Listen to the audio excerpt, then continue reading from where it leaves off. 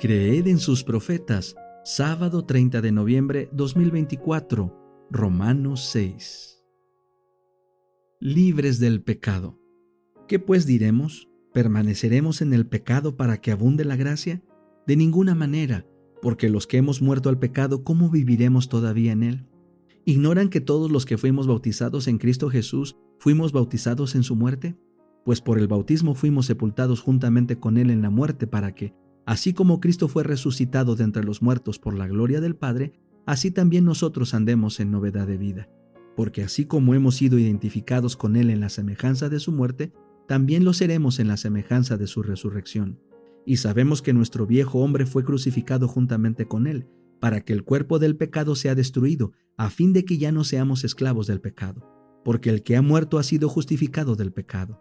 Si hemos muerto con Cristo, creemos que también viviremos con él. Sabemos que Cristo, una vez resucitado de entre los muertos, ya no muere.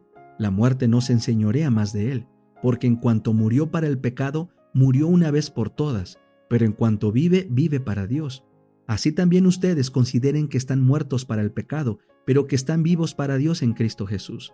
No reine pues el pecado en su cuerpo mortal de modo que obedezcan a sus malos deseos, ni tampoco presenten sus miembros al pecado como instrumentos de injusticia, sino más bien preséntense a Dios como vivos de entre los muertos y sus miembros a Dios como instrumentos de justicia. Porque el pecado no se enseñoreará de ustedes, ya que no están bajo la ley sino bajo la gracia. Siervos de la justicia. ¿Qué pues? ¿Pecaremos porque no estamos bajo la ley sino bajo la gracia? De ninguna manera. ¿No saben que cuando se ofrecen a alguien para obedecerlo como esclavos, son esclavos del que obedecen, ya sea del pecado para muerte o de la obediencia para justicia? Pero gracias a Dios porque, aunque eran esclavos del pecado, han obedecido de corazón a aquella forma de enseñanza a la cual se han entregado, y una vez libertados del pecado, han sido hechos siervos de la justicia. Les hablo en términos humanos a causa de la debilidad de la carne de ustedes, porque así como presentaron sus miembros como esclavos a la impureza y a la iniquidad cada vez mayor, así presten ahora sus miembros como esclavos a la justicia para la santidad. Porque cuando eran esclavos del pecado, estaban libres en cuanto a la justicia. ¿Qué recompensa pues tienen entonces por aquellas cosas de las cuales ahora se avergüenzan? Porque el fin de ella es muerte. Pero ahora libres del pecado y hechos siervos de Dios, tienen como su recompensa la santificación y al fin la vida eterna. Porque la paga del pecado es muerte, pero el don de Dios es vida eterna en Cristo Jesús Señor nuestro. El deseado de todas las gentes. Capítulo 77. En el tribunal de Pilato. Al escoger así a un gobernante pagano, la nación judía se retiraba de la teocracia. Rechazaba a Dios como su rey. De ahí en adelante no tendría libertador. No tendría otro rey sino a César. A esto habían conducido al pueblo los sacerdotes y maestros. Eran responsables de esto y de los temibles resultados que siguieron. El pecado de una nación y su ruina se debieron a sus dirigentes religiosos. Y viendo Pilato que nada adelantaba, antes se hacía más alboroto. Tomando agua se lavó las manos delante del pueblo diciendo: «Inocente soy de la sangre de este justo. Veréislo vosotros». Con temor y condenándose a sí mismo, Pilato miró al Salvador. En el vasto mar de rostros vueltos hacia arriba, el suyo era el único apacible. En derredor de su cabeza parecía resplandecer una suave luz. Pilato dijo en su corazón: «Es un Dios». Volviéndose a la multitud declaró: «Limpio estoy de su sangre, tomadle y crucificadle.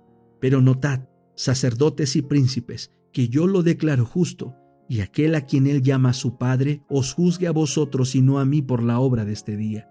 Luego dijo a Jesús: «Perdóname por este acto, no puedo salvarte». Y cuando le hubo hecho azotar otra vez, le entregó para ser crucificado. Pilato anhelaba librar a Jesús, pero vio que no podía hacerlo y conservar su puesto y sus honores. Antes que perder su poder mundanal, prefirió sacrificar una vida inocente. ¿Cuántos para escapar a la pérdida o al sufrimiento sacrifican igualmente los buenos principios? La conciencia y el deber señalan un camino, y el interés propio señala otro. La corriente arrastra fuertemente en la mala dirección, y el que transige con el mal es precipitado a las densas tinieblas de la culpabilidad. Pilato cedió a las exigencias de la turba. Antes que arriesgarse a perder su puesto, entregó a Jesús para que fuese crucificado, pero a pesar de sus precauciones, aquello mismo que temía le aconteció después. fue despojado de sus honores, fue derribado de su alto cargo y atormentado por el remordimiento y el orgullo herido, poco después de la crucifixión se quitó la vida. Asimismo, todos los que transigen con el pecado no tendrán sino pesar y ruina. Hay camino que al hombre parece derecho, pero su fin son caminos de muerte. Cuando Pilato se declaró inocente de la sangre de Cristo, Caifás contestó desafiante: «Su sangre sea sobre nosotros y sobre nuestros hijos». Estas terribles palabras fueron repetidas por los sacerdotes y gobernantes y luego por la muchedumbre en un inhumano rugir de voces. Toda la multitud contestó y dijo: «Su sangre sea sobre nosotros y sobre nuestros hijos». El pueblo de Israel había hecho su elección. Señalando a Jesús habían dicho: «Quita a este y suéltanos a Barrabás». Barrabás, el ladrón y homicida, era representante de Satanás.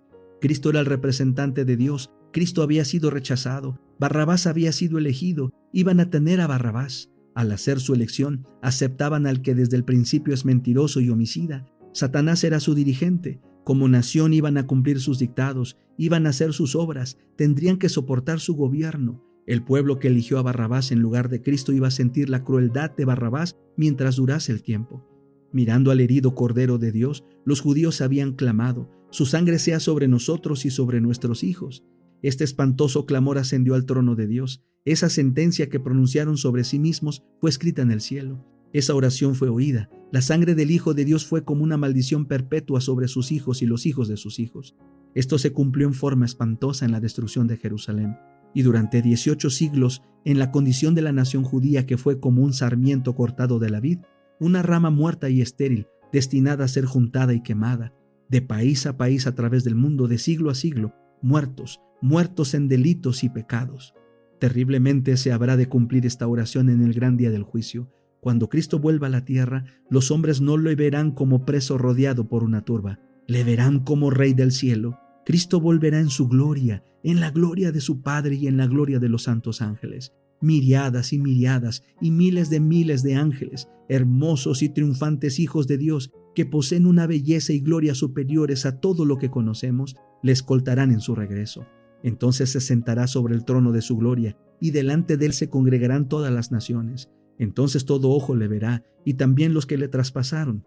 En lugar de una corona de espinas, llevará una corona de gloria, una corona dentro de otra corona. En lugar de aquel viejo manto de grana, llevará un vestido del blanco más puro, tanto que ningún lavador en la tierra los puede hacer tan blancos. Y en su vestidura y en su muslo estarán escrito un nombre: Rey de reyes y Señor de señores. Los que le escarnecieron e hirieron estarán allí. Los sacerdotes y príncipes contemplarán de nuevo la escena del pretorio. Cada circunstancia se les presentará como escrita en letras de fuego. Entonces los que pidieron: «Su sangre sea sobre nosotros y sobre nuestros hijos», recibirán la respuesta a su oración. Entonces el mundo entero conocerá y entenderá.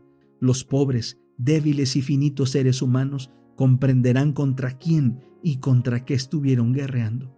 Con terrible agonía y horror clamarán a las montañas y a las rocas: «Caed sobre nosotros y escondednos de la cara de aquel que está sentado sobre el trono y de la ira del Cordero, porque el gran día de su ira es venido, ¿y quién podrá estar firme?».